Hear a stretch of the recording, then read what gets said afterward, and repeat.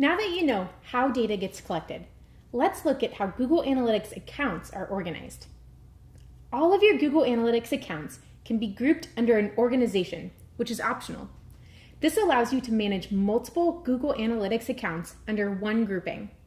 Large businesses or agencies could have multiple accounts, while medium to small size businesses generally use one account.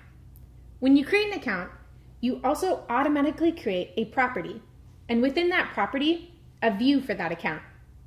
But each analytics account can have multiple properties, and each property can have multiple views.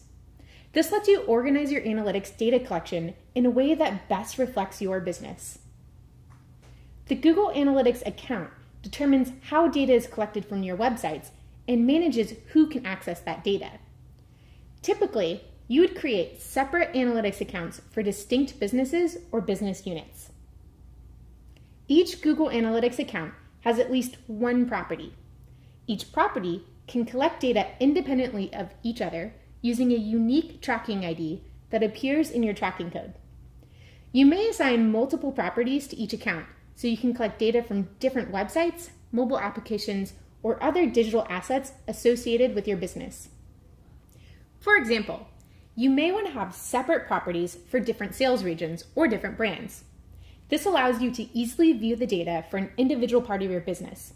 But keep in mind, this won't allow you to see data from separate properties in aggregate.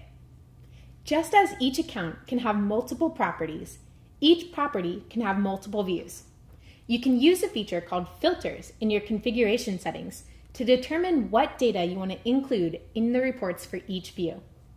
For example, the Google Store sells merchandise from their website across different geographical regions. They could create one view that includes all of their global website data. But if they wanted to see data for individual regions, they could create separate views for North America, Europe, and Asia.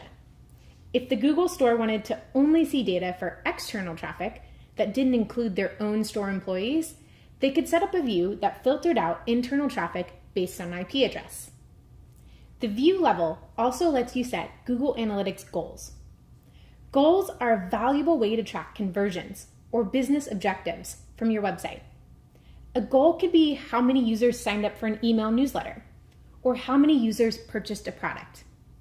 We'll discuss goals and conversions in a later lesson.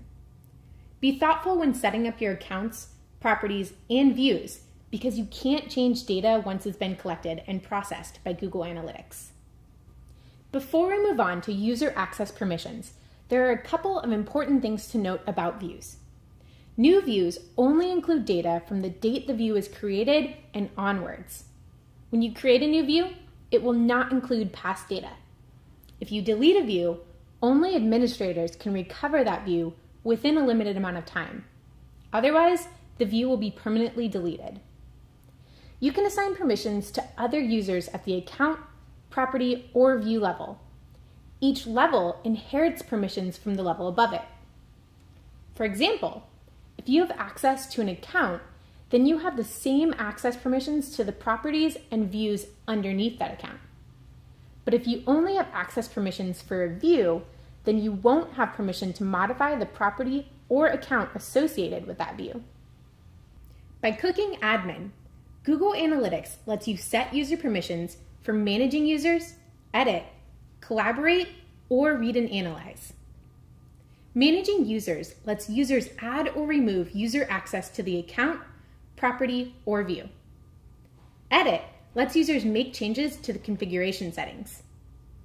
Collaborate allows users to share things like dashboards or certain measurement settings.